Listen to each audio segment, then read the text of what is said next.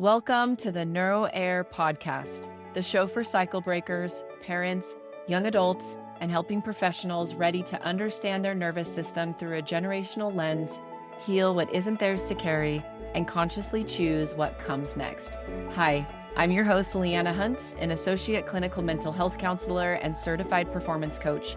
Each week, you'll get stories, science, and somatic practices, plus my signature 4N framework: notice, name, nurture, and navigate, to help you honor resilience, break silence, and build deeper connection with yourself and those you love, all while shaping a legacy of safety, freedom, and possibility. Welcome back to the NeuroHeir Podcast. Have you ever caught yourself reacting in a way that just doesn't quite make sense? Maybe snapping at someone you love when you didn't mean to, or shutting down mid-conversation. Or maybe saying yes when every part of you was screaming inside to just say no. We have all been there in some capacity. But what most of us don't realize is that these reactions aren't some sort of flaws in our personality, but that they are actually part of our body's built-in safety system. They're automatic patterns your nervous system learned to protect you, often long before you even knew what was happening. At one time, those reactions probably did keep you safe, but now they can feel less like choices and more like reflexes that leave you wondering, why did I even do that? If you were able to listen to the last episode, you might remember the 1-minute grounding practice, a simple way to help your body come back into safety. That practice helps you find your window of tolerance, the zone where your brain and body can stay calm, connected, and flexible. I'm hoping you have practiced it by now. And if not, remember, there's a link to get a copy of it for yourself in the show notes of episode 3. Today, we're taking that one step further. We're going to map what happens when your nervous system senses danger and moves outside the window. These are the 4 survival responses you've heard me already mention: fight, flight, freeze, and appease. I'm hoping by the end of this episode, you'll understand how these patterns show up in everyday life, how they also might have been shaped by generations before you, and what it actually means to come home to your body's sense of safety. As I've said before, your nervous system is your body's communication network. It's constantly scanning for one main thing: am I safe? And that question isn't just about physical danger. It's about a felt sense of safety, the body's inner knowing that it's okay to relax, to connect, and be present. Psychologist Dr. Stephen Porges, whose research focuses on behavioral neuroscience, he calls this process neuroception, which is your body's subconscious way of detecting cues or safety or threat long before your thinking brain gets involved. Your system is always reading the room. It's reading tone of voices, facial expressions, postures, and even energy. And it's constantly asking, is it safe to be here? When your body senses safety, it sends signals through the vagus nerve that allow you to settle, to connect, and stay engaged. But when it senses danger, whether that danger is real or remembered, it automatically mobilizes for protection. When you're within your window of tolerance, your body feels grounded and flexible. You can think, feel, and connect all at once. But when stress, trauma, or even uncomfortable conversation pushes you outside that window, your body does what it was designed to do. It protects you. Your amygdala, the emotional alarm center, detects threat and sends signals through the vagus nerve, mobilizing your body for survival. Meanwhile, your prefrontal cortex, which is right here, that logical part of the brain that I mentioned last time, that's the part that helps you stay calm, think clearly, and respond thoughtfully.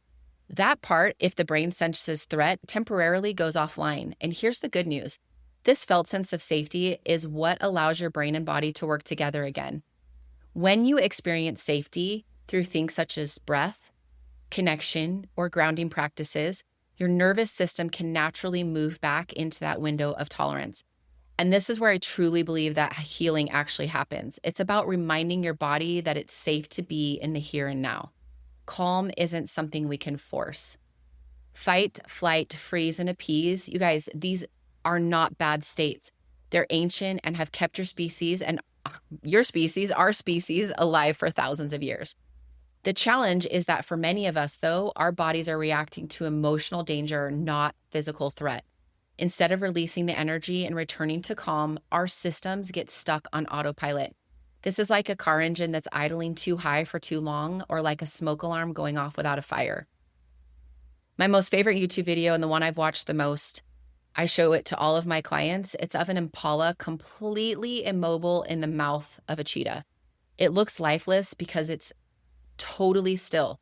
The cheetah leaves the impala there when it senses an approaching hyena, and for a few minutes, the impala just lies there, still looking completely dead. Then the most fascinating thing happens. Before it even blinks its eyes, the impala begins to take slow, deep belly breaths. After a few of those, its body starts to tremble and shake all over. It's pretty crazy to watch the first time. Most of my clients are shocked and have no idea what it's doing. A few minutes later, after intense shaking, it stands up and runs away. That shaking is the body completing the stress cycle, literally releasing the stored survival energy so the system can reset and get up and move on. If it did not do this, it would stay immobilized. Our human species regularly interrupts this process. We suppress emotions, we minimize them, and try to move on too fast. Over time, the body starts to carry what was never released. Remember, you can watch that video in the show notes. Anything I mentioned like that will always be down below. It's a powerful reminder of how our bodies were designed to recover. But when that recovery gets interrupted, the body doesn't stop trying to protect us. It just changes how it shows up. The energy that was meant to move through us starts living in us. And ultimately, it can shape our reactions and our relationships. These stored protection patterns are what we call the 4 survival states. Again, as we mentioned, the fight, flight, freeze, and appease. And I want to take a few minutes now just to briefly go into each one a little bit more. Okay, so number 1 is fight. Fight energy shows up as anger, irritation, control, or complete defensiveness. This is just the body's way of trying to say, hey, I'm ready to defend myself. Maybe you grew up in a home where the loudest person was the safest one. Arguments meant someone cared, and silence meant danger. Power and anger were how people kept control because control felt like safety. So now, even a small disagreement can make your body gear up for battle. Maybe your voice gets really tight and your throat feels like it's closing in, or your shoulders tense, or you clench your fists, or both. Maybe you try to make your point before someone else takes the floor. And this isn't because you're mean or a reactive person. It's because somewhere along the way, your nervous system learned that strength keeps you safe. Number 2 is flight, the one I know all too well. Flight energy feels like restlessness or anxiety. It's that urge to stay busy, to fix things, or to keep moving so you don't have to feel what's happening. It's the body's way of saying, if I move fast enough, maybe I stay safe. Maybe your parents never stopped working because slowing down meant falling apart or having to actually sit and face your feelings. Or maybe you learned early that being good or productive was how you earned love. So now stillness is what feels like a threat. You continually check your phone, you multitask, and maybe you're like how I used to be, cleaning the kitchen at 10 p.m. because sitting still feels impossible. This is also what happens when generations have equated busyness with safety. The nervous system keeps running even when you know deep down that desperately all you need is to rest. Number 3 is freeze. Freeze feels like shutting down, spacing out, or maybe going numb. This is the body's way of saying, hey, this is all too much. I cannot actually feel this right now. Maybe you grew up in a home where everyone pretended things were fine when they weren't, where crying made people uncomfortable or emotions were quietly swept under the rug. Freeze became the safest way to survive what you couldn't change. So now when conflict or pain shows up, you go quiet. Your mind goes blank. Maybe you stare at the wall or even feel like you've left your body. This is your body's way of trying to protect you from overwhelm, just like it has before. And number 4, appease. Appease, also known as fawning, looks like people pleasing or shrinking yourself to keep everyone else okay. This is the body's way of saying, if I keep everyone calm, maybe I can stay safe. Maybe you had to be the peacemaker in your family because you were the only one that could smooth things over. Maybe you had to be the one to read everyone's moods, or maybe you're the one that had to make jokes to break the tension. You learned that connection came through keeping others comfortable, not through being honest. So now you say yes when you mean to say no. You hold your breath when someone's upset. You scan the room to make sure everyone's okay before you ever check in with yourself. You guys, these are all survival strategies that actually kept you connected to people you loved, and maybe they still do. But when you can start to see them as your body's way of staying safe, you might also begin to notice how far back they go. sometimes generations back, because here's the thing. These patterns most likely didn't begin with you. For most of our ancestors, survival looked completely different than it does now. Life demanded constant work just to eat, to stay warm, and to make it through another season. When families immigrated or lived through war, loss, or poverty, those fight, flight, freeze, and appease responses weren't some sort of dysfunction. They were actually life-saving. So what you're feeling in your body today might actually be an echo of what helped them make it through. I'm going to tell you a story that I made up that is something I like to share with my clients. It's like safety in real life, as I like to call it. I want you to think about something as simple as a couple arguing about laundry. It's all over. There's clothes in the washer and the dryer. It's just a mess and no one has clean clothes. One partner feels unseen and slips into fight mode, feeling completely frustrated, starting to get sharp with their tone and super defensive. And the other partner feels the tension rise and moves quickly into freeze, gets super quiet, withdraws, and is imagining themselves not even being in the room while their partner is yelling. Here's the thing about this. This actually is nothing about laundry. This is about two nervous systems trying to feel safe in the only ways that they know how. And here's the generational piece. Those reactions often come from what they learned. They were modeled and then repeated to become what was known as safety. Maybe one partner grew up in a home where anger meant control, and the other partner learned that silence is what kept things calm.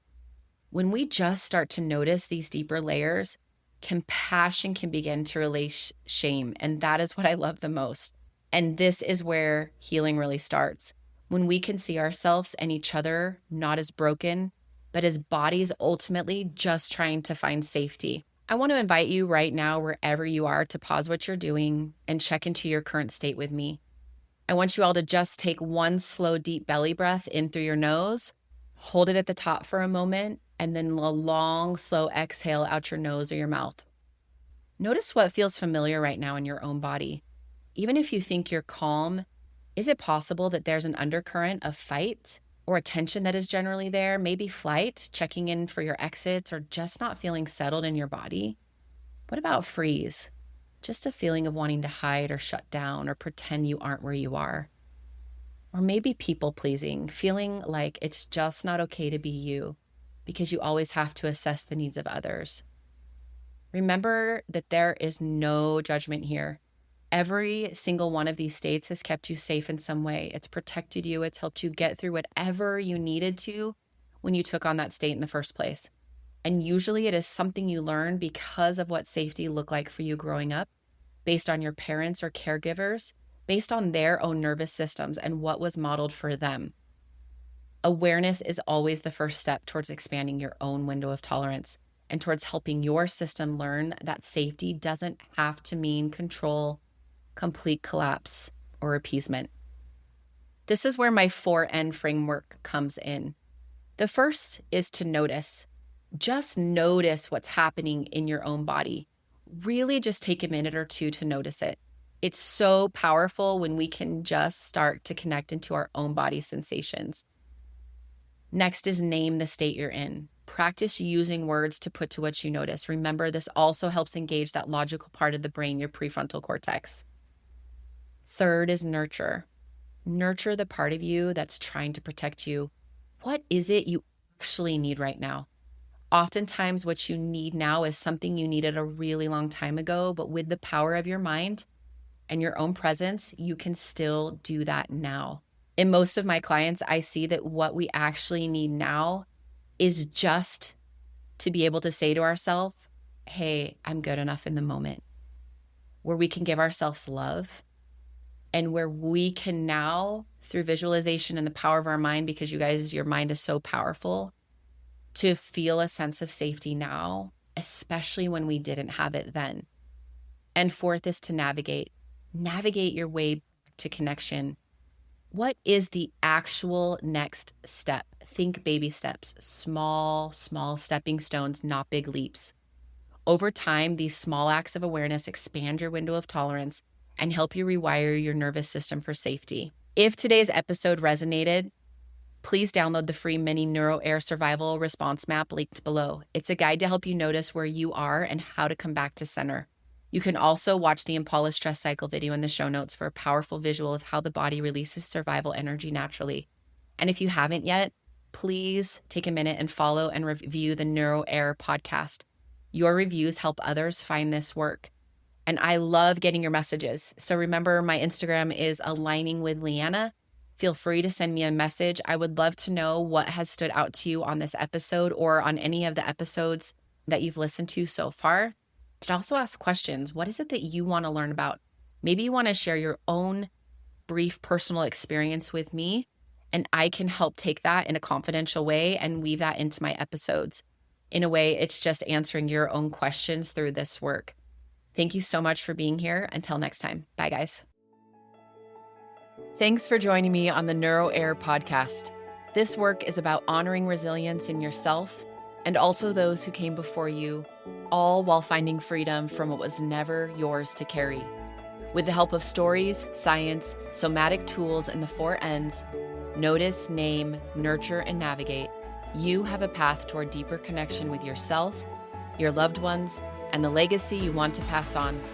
If today's episode spoke to you, share it with someone who's ready to step into this work too.